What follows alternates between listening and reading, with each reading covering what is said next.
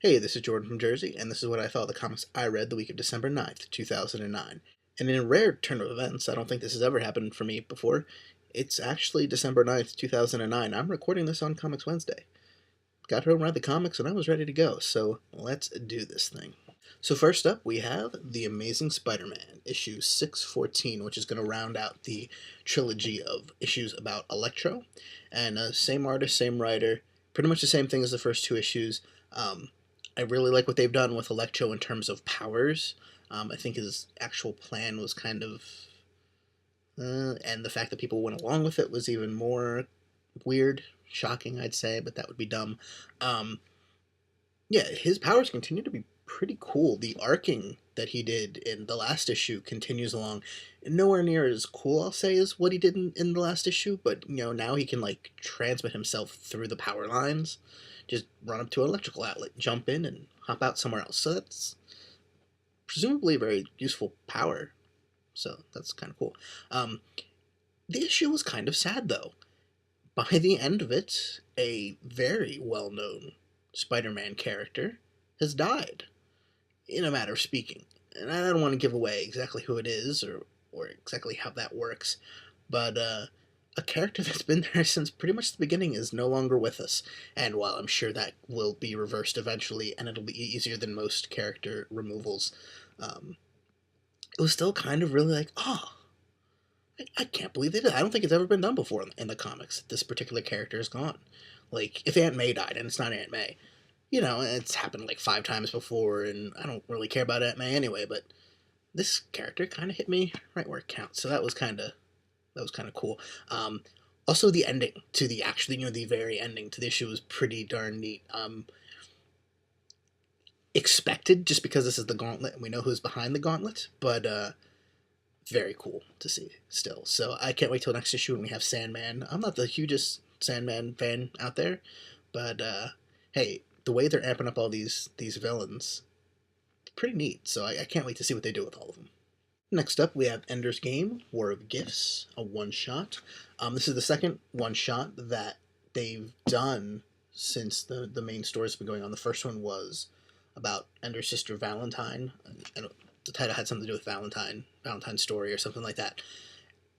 I remember not liking it too much. I don't think I reviewed it here. It's possible I did, but I remember not being too thrilled with it. Also wasn't thrilled with this issue. It dealt a lot with religion, which, one of those things you don't talk about in polite company because it makes all different people feel all different ways, which is kind of what the issue was about. But the way it went about it made it very uncomfortable depending on your point of view of religion. I think either point of view you have about religion, whether you really like it or really don't, you're kind of going to be perturbed by certain things in this issue. With that said, and this is nowhere near as good as the main two series, the Ender's Game and Ender's Shadow. Let's just get that out of the way.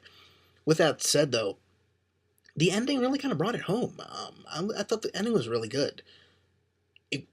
I didn't think they could wrap it up as quickly as they did, because I'm reading this comic and there's like 3 pages. I'm like, wow, it seems like we're in the middle of the second act.